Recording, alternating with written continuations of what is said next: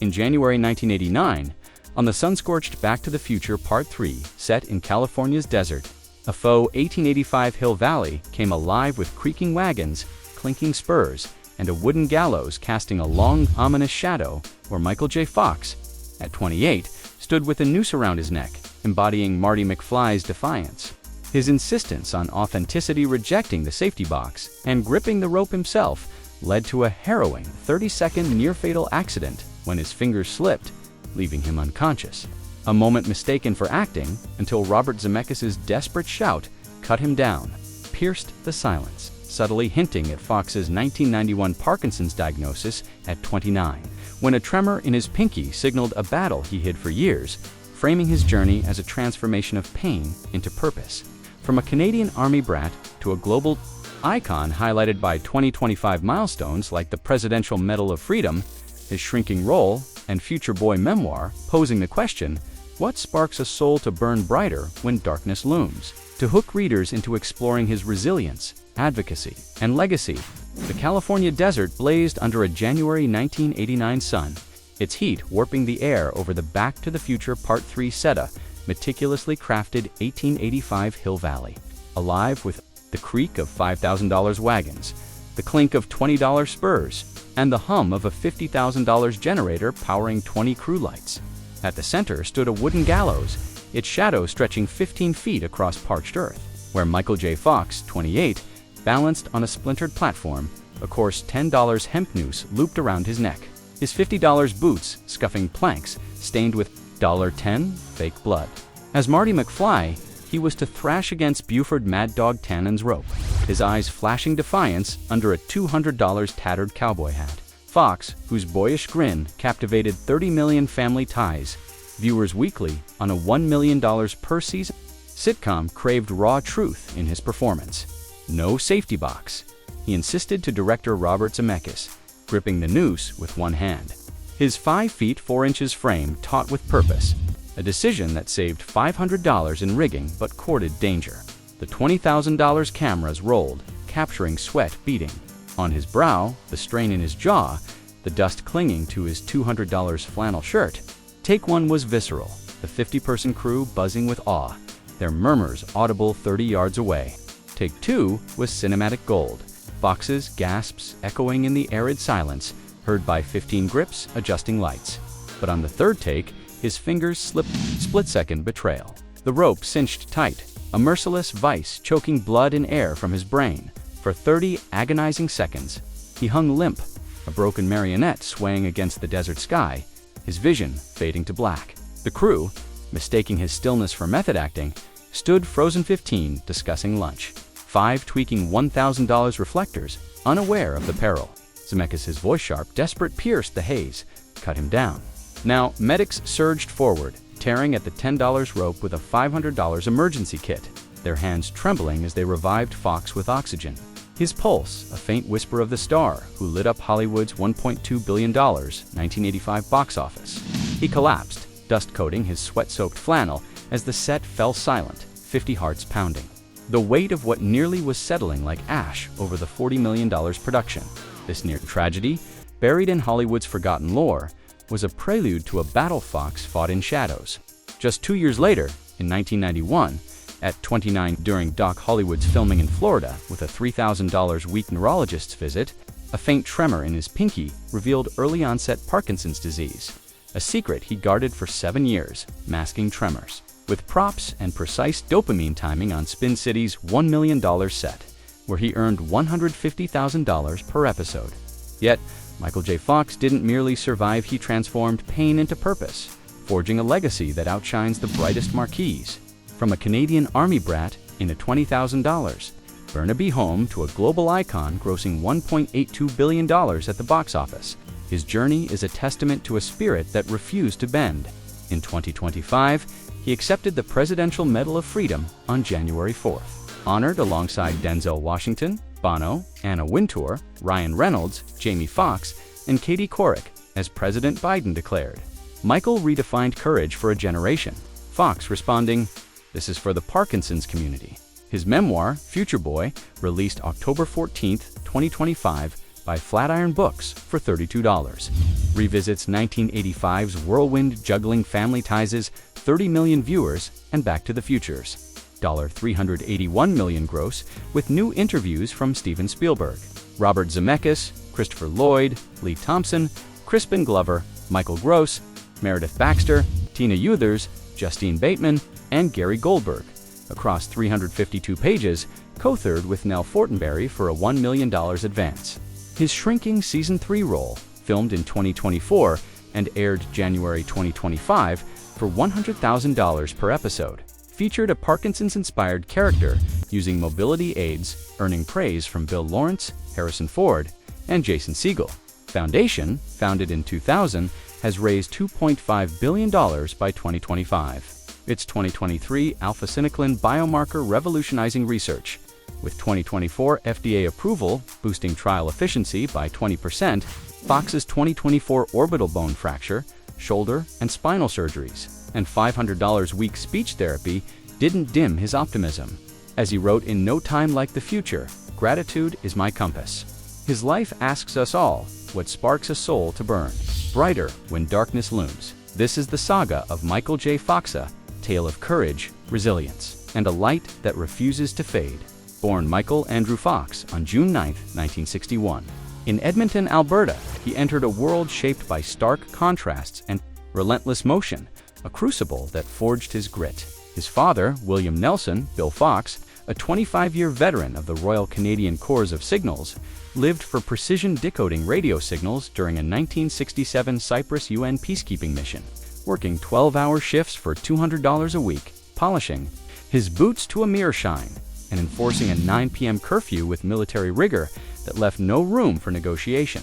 His mother, Phyllis Evelyn Piper, a payroll clerk at the Ladner Optimist newspaper, earning $150 a week, brought a softer glow, her passion for community theater infusing their modest home with possibility.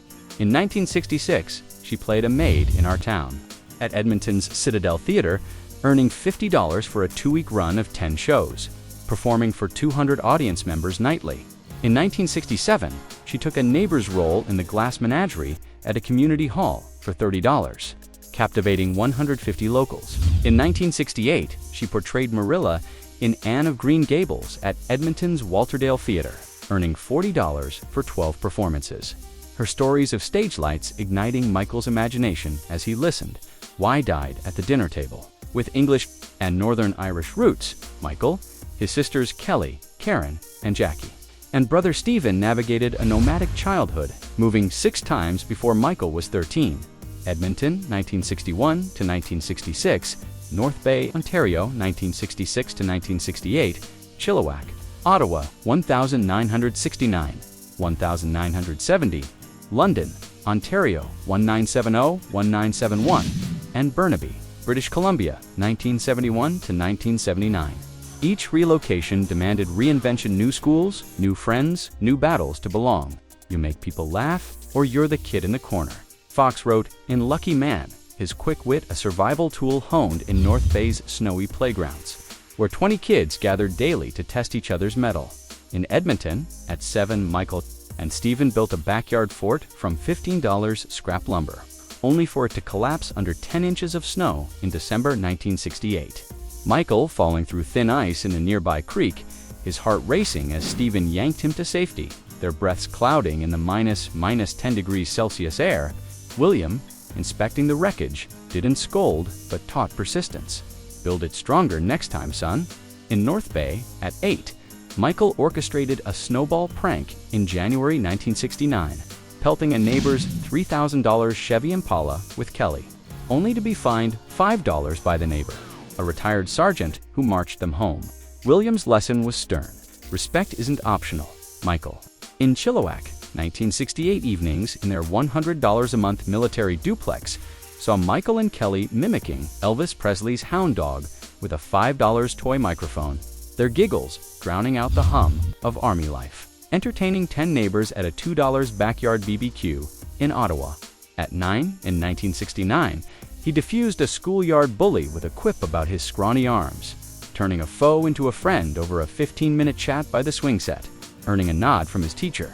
In London, at 10% in 1970, He won a school bike race on a $30 Schwinn, pedaling past 20 kids for a $10 prize, his grin lighting up 50 onlookers. Williams' rules chores before play, bed by 9 clashed with Michael's restless energy. But Phyllis's theater tales offered escape. "The stage is where you're free," she'd say.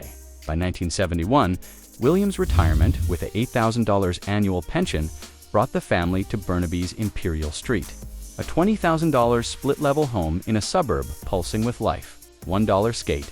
Nights at Bell Park Rink drew 300 kids weekly. $5,000 community theater grants fueled local plays. And punk bands like the Dish Rags played a 1978 gig for 200 teens on a $100 budget. In 1972, Michael and Stephen built a treehouse with $15 lumber, hosting 5 friends for comic swaps, a haven for his budding creativity. In 1977, at 16, he performed a comedy skit at the Burnaby Fair, riffing on school life for 500 attendees, earning $10 and a standing ovation. His first taste of a crowd's roar. Hockey was Michael's first obsession, a Canadian rite that defined his early identity.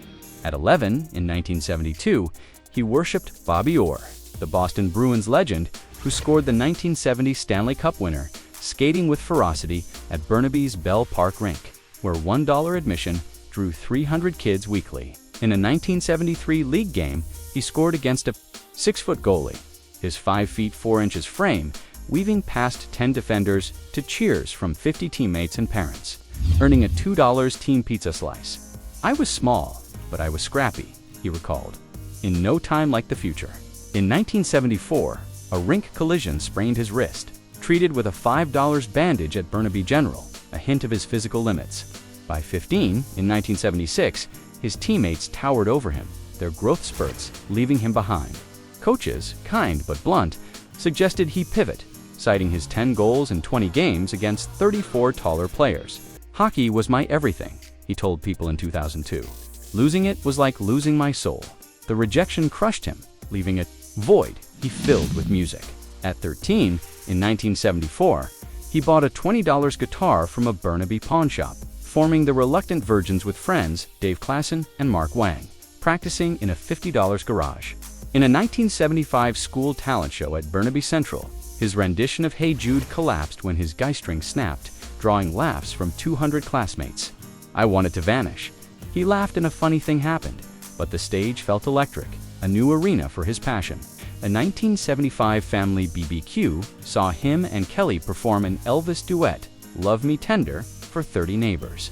Earning $5 in tips and applause, his first taste of performance joy at Burnaby Central Secondary. Drama teacher Mrs. Susan Larson spotted his spark in 1976.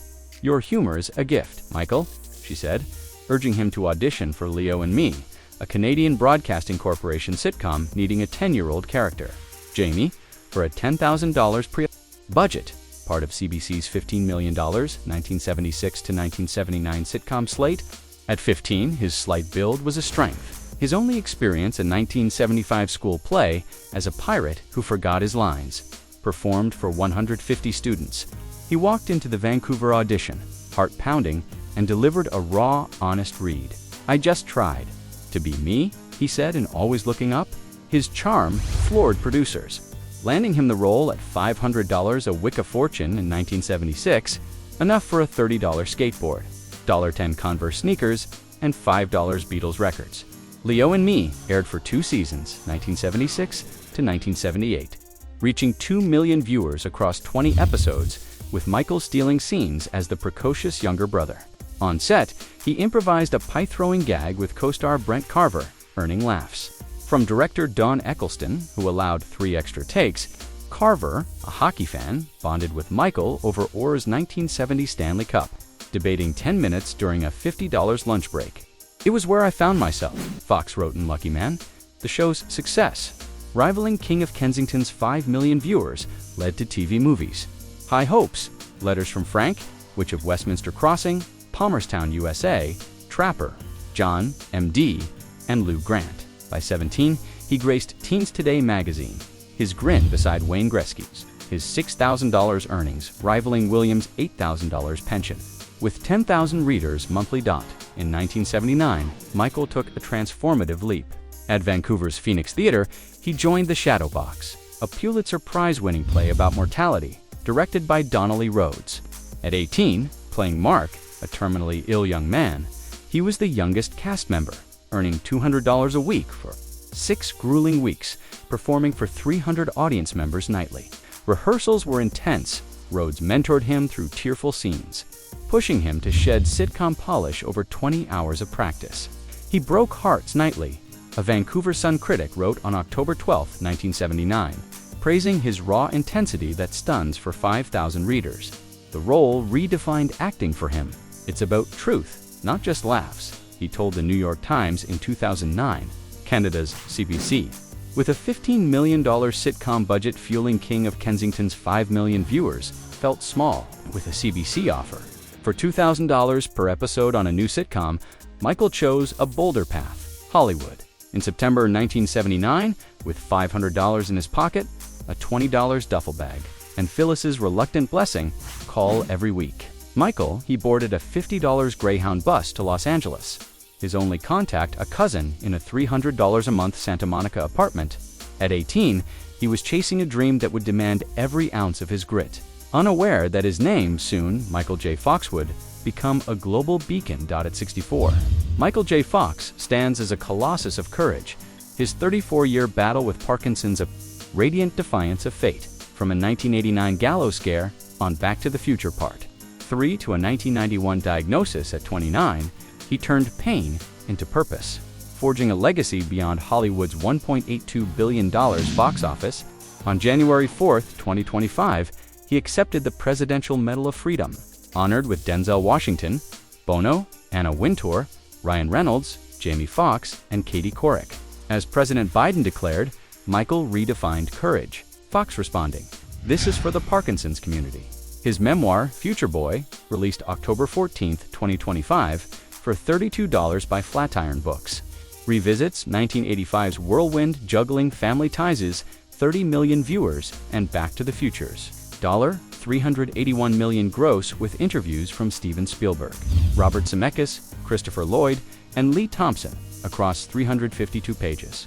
His shrinking Season 3 role aired January 2025 for $100,000 per episode, featured a Parkinson's-inspired character, earning Harrison Ford's praise, a true icon, and Jason Segel's, our hero. The Michael J. Fox Foundation, with $2.5 billion raised, revolutionized research. Its 2023 biomarker, a lifeline for 1.2 million Americans, bolstered by a November 16, 2025 gala aiming for $5 million with Chris Stapleton's performance. "I'm not older, just more grateful," Fox wrote on Instagram in June 2025. Tracy Pollan by his side, their 4 children, Sam Aquina, Skylar, Esme, his anchor. Despite a 2024 orbital bone fracture, shoulder and spinal surgeries, and $500-week speech therapy, he remains a beacon. "I fall because I'm not afraid to fly," he told Ryan Reynolds in 2024. His journey from a Burnaby rink to the White House challenges us. What would you dare with 1.1 gigawatts of his spirit? Subscribe it and click the bell icons. Share your thoughts in the comments, and don't forget to like and subscribe for more dives into Hollywood's hidden history.